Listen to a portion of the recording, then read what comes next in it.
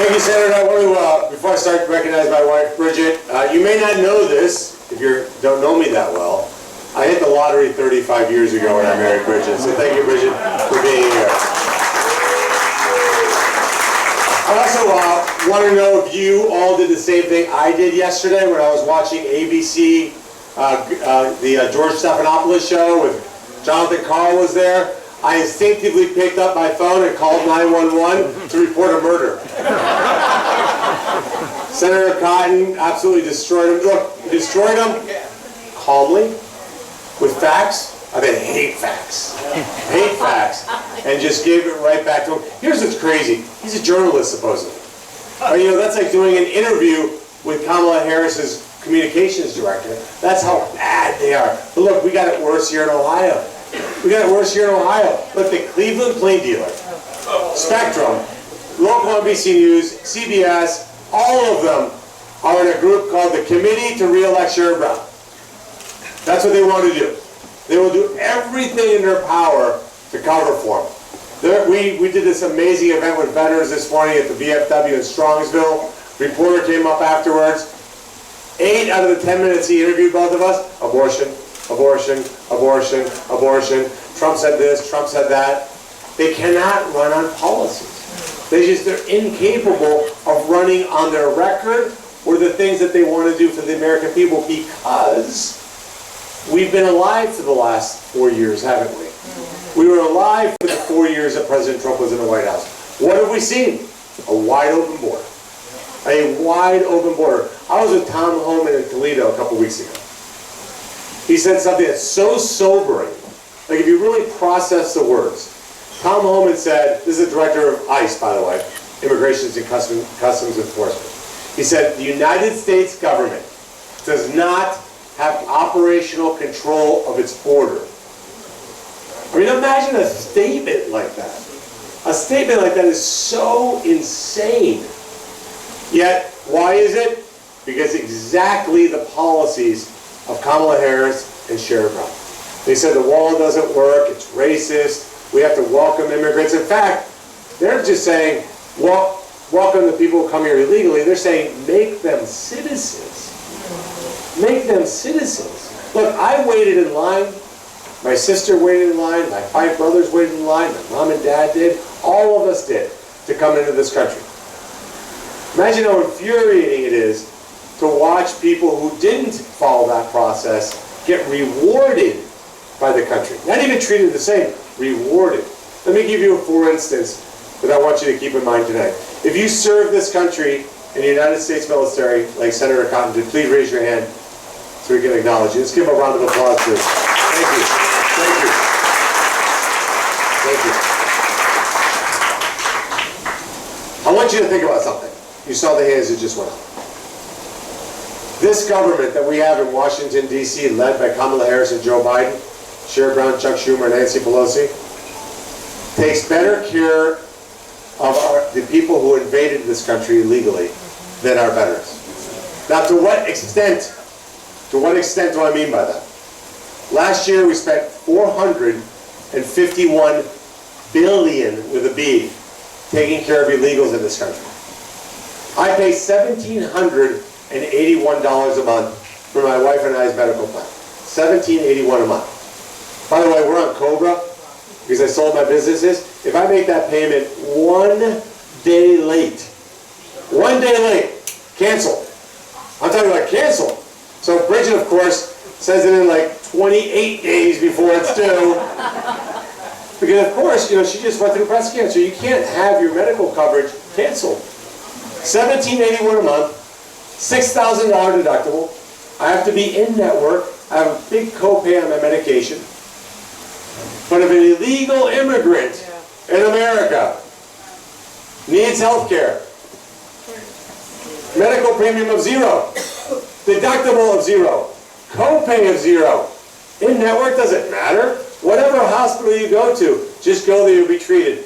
And the Veterans Administration, the VA, processes those claims. Veterans wait in line while the VA processes those claims. That's how broken Washington, D.C. is. And by the way, how broken our media is. If we had an honest media whose job it was to hold those accountable in power, this wouldn't be a surprise to anybody in this room. You would have said, of course, I saw that on the news this morning. I saw that on the news yesterday. They won't even report it because they're all in to turn this country into Venezuela. And if you don't think that can happen here, I promise you, that means you weren't born in another country. If you're like me that was born in another nation and came here and watched as Venezuela collapsed in one generation, do you think the people of Venezuela in 1998 went to the polls to elect the policies that they got? Of course not. They elected a man named Hugo Chavez, who said the exact same things in 1998 as the DNC said in Chicago all of last week. Exact verbatim. Exact verbatim. We're going to make the rich pay their fair share. We're going to work for the working class. We're going to make sure greedy corporations get taken care of. We're going to put in place price controls. All of those things were said. Fast forward one generation. They killed their zoo animals for food. They burned their money for heat. It doesn't actually exist as a functioning country. By the way, where's Al Adams? Did he leave us? He's inside. He's inside. Private gun ownership was the same in Venezuela. Right here, So Al, in Venezuela, I'm talking about Venezuela, I'm going to talk about you. In 1998, don't get confused Al, follow me. In 1998, the gun laws in Venezuela were almost identical to the gun laws in the United States. What happened? There was a crime spree. Violence in the cities. We got to crack down on it. We got to have the common sense gun laws. Today in Venezuela, if you carry a private firearm, it's a 20-year prison sentence. Does any of this look familiar? No military on the planet could do to this country what these extremists on the left want to do to America. It would not be possible. The civilian leadership of our military today under Biden and Harris is destroying our military with all this woke insanity. They have led to instability all over the world. Senator Cotton talked about that. Look, what's kept America safe when President Trump was in office was President Trump. Amen. He left. Look, they got Biden. Do you think Biden was bad? I want you to do a little thought exercise. Imagine a conference. We have Vladimir Putin on one side and Kamala Harris on the other. Picture that for just a second. How does that movie end? Imagine the president of China across the table with Kamala Harris. Imagine the Ayatollahs thinking about what they're going to do. You look at Israel.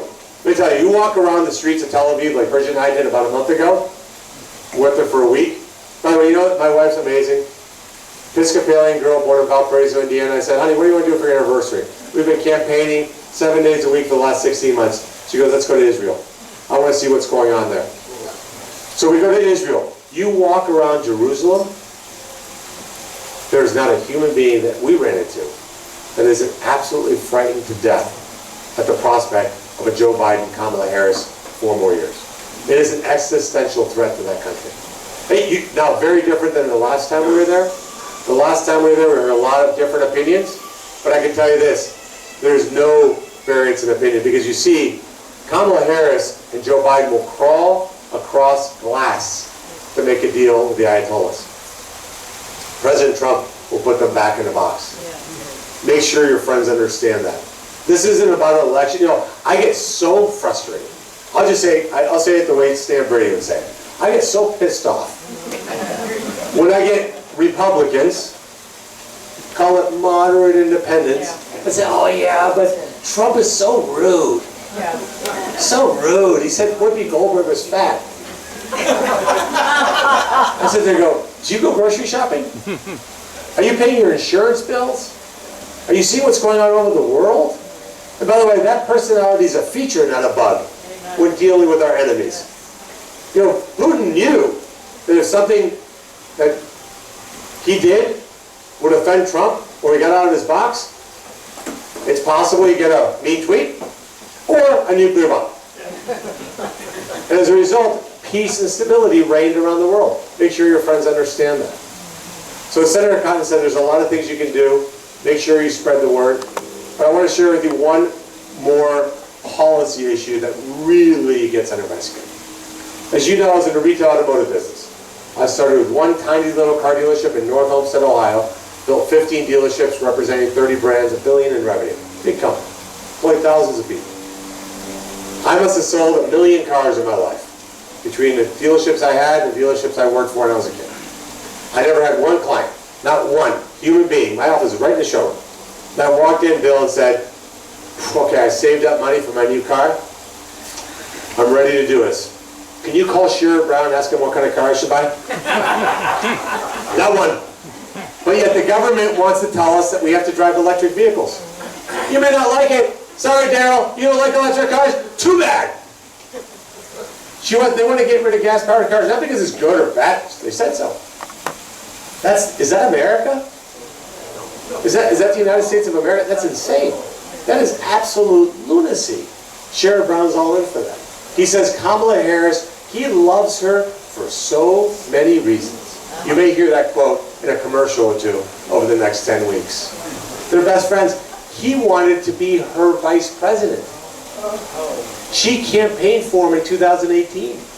But as Senator Cotton says, the twin brother here in Ohio, Sherrod Brown, the new one, the cicada that's emerged now, it's election year, looked at the numbers and goes, oh man, if I run as myself, I'm going to get clobbered. I'm going to run as a bipartisan, Trump-loving moderate. And now he says, well, Kamala Harris, I don't pay attention to the presidential race. Is she running? I don't know. I'm focused on my race. They said, well, you aligned with her on issues? She goes, oh, I don't know. You'd have to look at it issue by issue. I'm not a political pundit. This guy is so fake.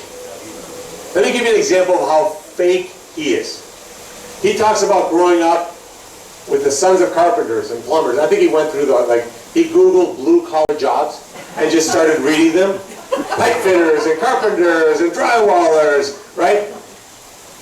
Yeah, Sherrod, those are the kids that beat you up when you went to high school, okay? Because you were the rich kid going to the country club, right? This guy was a full-faith student at Yale, majored in Russian studies. And Chris, you know when that was, when he went into the elected office? Nixon was president of the United States. Like Richard Nixon. And he's been elected office his whole life. And wants 6 more years. Literally wants to die in office. Are we sick and tired of these career politicians? Yeah. Do we need term limits? Do we need term limits? Yeah. Now, we're going to do Q&A now, but let me just say this. Bridget has made it crystal clear. She's all on board. She goes all over Ohio and campaigns for me. She did such a great job at Coshocton. I got like 10 phone calls saying that Ron Moreno ran. All right? She's all in for 2 terms. She said, hey, Stan, you've heard this 100 times.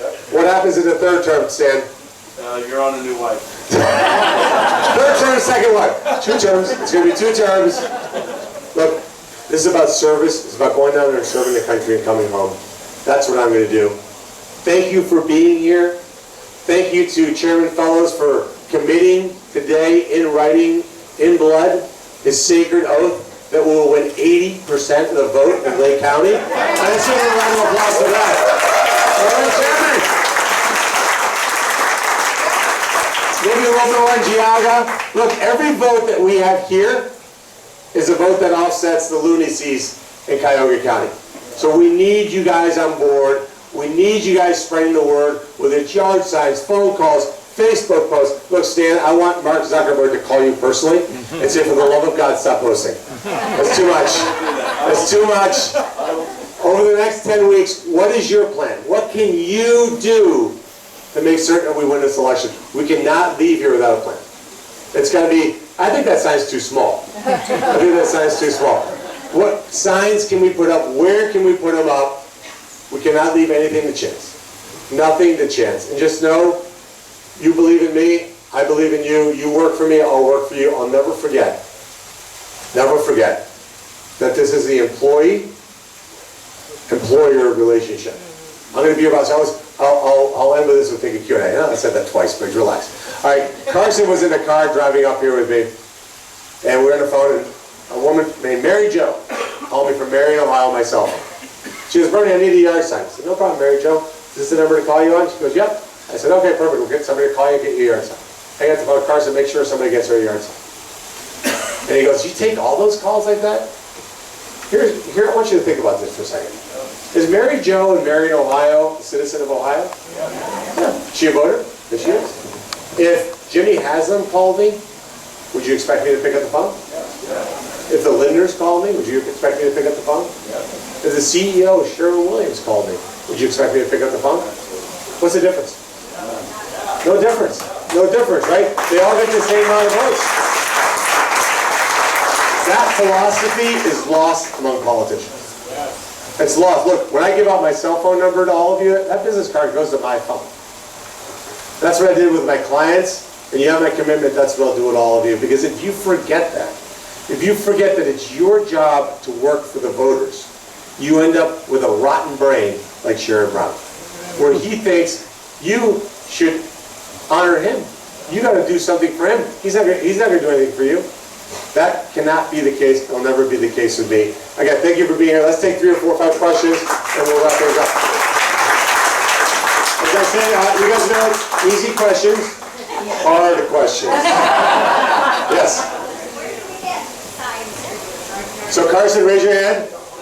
All right. Carson's going to give you his cell phone number. And if you need a yard sign, you need literature, you need whatever you need, you call Carson. If Carson does not return your call or text within 60, I'll give him 60 minutes. I'll give him 60 minutes. Then you call me and my cell phone, and Carson and I will chat and make sure that he's responsive. He's great, by the way. Carson's there for you, whatever you need. Yes. Yes, over here. Senator Connie's got a hard question for you. Come on over. I got called out here for the gun laws. So not more of a question, but just a statement of what's actually happening right now. Our company was trying to get guns for demonstration to Israel down to the kibbutz because they were outgunned when the attack happened. And we were told over the phone, not via email by State Department, that they're unofficially not approving any licenses to Israel. So he's not there yet, you are. So I'm just letting you know, that's what they're telling us, and these are people that we've known for 20 years. I personally have been there, and we're not able to get them even for a demo to see if this would help them suit the needs to protect themselves. Well, that doesn't surprise me, because the Biden-Harris administration is not just trying to stop you from delivering those firearms to Israel so Israelis can defend themselves from depraved terrorists. It's not sending weapons that Israel has bought to Israel. You've probably seen them say in the news that, oh, we're only holding back on 2,000-pound bombs. Why do they need those in a big city? Well, they need them because Hamas has tunneled deep underneath the earth, and those bombs are necessary to blow up those tunnels. But that's not all they're holding back. They're holding back small arms and ammunition and mortar tubes and mortar rounds and artillery shells and tank rounds. All of them are being held back to put pressure on the democratically elected government of Israel to try to get it to surrender to Hamas, to allow Hamas to continue as the governing authority in Gaza, even after it committed the worst atrocity against Jews since the Holocaust. Well, here's what I promise you. When Donald Trump is the president, and Bernie Moreno has helped create a Republican majority in the Senate, you won't have to go to the State Department and ask for permission. Donald Trump and Republicans in the Senate will just say, be our guest. Everything that you can pack on an airplane and fly over, you're welcome to send over. Thank you. All right, what else? Yes, sir. Used to be a Democrat years ago. No way to know. I was looking at TV, it's really frustrating with all the Washington and all the illegal stuff that's going on out in the world today. What Kamala Harris is there without any kind of a vote. How is that possible? So Roger said he's a former Democrat. How do they put Kamala Harris in there without any vote in the primary? Because they're the assault to democracy. Look, on Friday, did you guys watch the funeral on Friday? The big funeral? The funeral of the Democrat Party? The party of JFK is gone. That party is absolutely gone. The people who were JFK Democrats are now part of our tent, because we have a big tent party. Look, that's what you saw with a Kennedy leaving the Democrat Party. You can see the pain in his eyes. Pain in his eyes. That party, that family basically created the modern Democrat Party. But they're so crazy, Roger. They've gone so far off the deep end that it's not even Republican versus Democrat. It's common sense versus lunacy. It's American values versus communism. This is what's on the ballot in this election. Look, Kamala Harris got 0 votes when she ran for president last time, 0 votes when she ran for president this time, and in a matter of 24 hours, the people who actually run this country kicked Joe Biden to the curb after trying to kill Trump a week earlier, and then installed Kamala Harris, and then created a Hollywood production on a 5-day miniseries in Chicago that was so disconnected from the reality that after watching it, you had to go, wait, was Trump president for the last 4 years? Because it seems like they're running as the outside party. Because, Roger, they're masters of lying.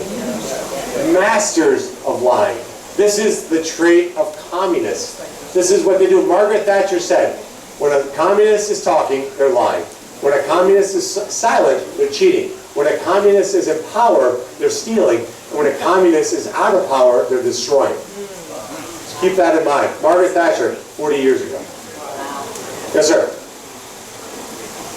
So, what if they get away with cheating again? Yeah. Well, so here, the question is, what if they get away with cheating? And look, they've tried cheating, and we've responded. Now, here in Ohio, listen, I'm going to say this is very important. In my primary, I was up against Frank LaRose and Matt Dolan. Governor DeWine and Rob Portman were on the other side. But let me tell you, since the primary, we're all fully united. I'll tell you this, Frank LaRose has been a great friend since the primary, and he's doing a good job of making sure we purge our voter rolls, make sure illegals don't vote. He can do more, but he's doing a good job. So I can tell you this, in Ohio. No, I know, Ohio, but I'm only in Ohio. Arkansas is all set, Ohio is all set. Look, President Trump and the RNC is working on these swing states. I don't think you're going to see cheating. My personal opinion, I don't think you're going to see cheating. What you're going to see is lying. Because you see, Kamala Harris couldn't survive 18 months of lies. Not possible. Because the attention span just wouldn't last. She might last 10 weeks of lying. It may actually work. There's a lot of people out there who are reimagining Kamala Harris today than what she actually is. That's where you come in. Where you come in. Look, do you want to send an email to every human being that you have an email address for and tell them you're going to vote for me and President Trump? Maybe. Maybe you don't. Maybe it's uncomfortable. Maybe you're going to get somebody who calls you and says, Frank, don't send me political crap. You know what you're going to say, Frank? Too bad. Too bad. If you're offended by my email, too bad. You've got to do those things. You got to make phone calls, put up yards. Are people in your neighborhood, look, stay lives in Shaker Heights. Shaker Heights, you put a Bernie Moreno, Donald Trump sign in Shaker Heights. All right, there you go. Even the liberals may not clean up after their dog in front of his house. Maybe they're not going to invite him to the cool cocktail parties. So what? So what? In 10 weeks, we've got to make this happen. We'll take one more question, we'll wrap up. Look, I'm going to end with this. I'm going to end with this because we got to wrap up. But look, this is a race analogy for you. This country's been in a race going down a track. If you've ever been in a race car, just before a sharp turn, there's a pole. That pole has 3 lines. The 3 lines mean, hey, Daryl, you should brake. Like, you really should brake. Right? Like a really good suggestion, you should brake. Right? Then the next pole, if you miss that one, has 2 lines. And it says, Jim, like I told you a little bit ago, like, dude, you gotta hit the brakes. Right? Like, and this turn is gonna kick your butt. Then the last pole has 1 line. It says, Chuck, you brake now or you're going off this cliff. We're past the first pole. Yeah. We're past that last pole I did. We're past that last pole. This election, you've heard the words, this is the most important election. No, that was pole 3, pole 2, and pole 1. We're right at the edge of that turn. We're right at the edge of that turn. You can leave here upset, leave here worried, that's fine. I want you to leave here joyful and optimistic. And with a plan. because we're going to make it around that corner. We're going to defy the odds and make it around that turn. It's going to be hard. This gentleman, God willing, is going to be the GOP conference chair in the United States Senate and majority. And he's going to lead the conference to get the things done that you want to get done. So we'll make it around that turn. But we only make it around that turn because you left here the plan of something to do. Whether that's vote early, encourage others to vote early, pass out yard signs, put up bigger signs, compete. Let's have a who can have the bigger sign competition. All right, you saw that flag that's right off of the highway. That's a sign that big is what I'm looking for. All right? Thank you for being here. Thank you for believing in me. Just know that Bridget and I will leave it all on the field. We're tied right now. We just got a poll back from American for Prosperity. 45, 45, 10% undecided. And that is before we started advertising. And as Stan Brady would say, I don't talk this way. Stan Brady's words, not mine. Last Tuesday, we opened a can of whoop ass on Sherrod Brown on TV, and we are going to out-message him for the next 10 weeks. So you're going to get so sick of seeing my ads, but I'm going to be there to make sure it's done, because like President Trump said, right after a bullet almost blew off his brains, we got to fight, fight, fight. Thank you.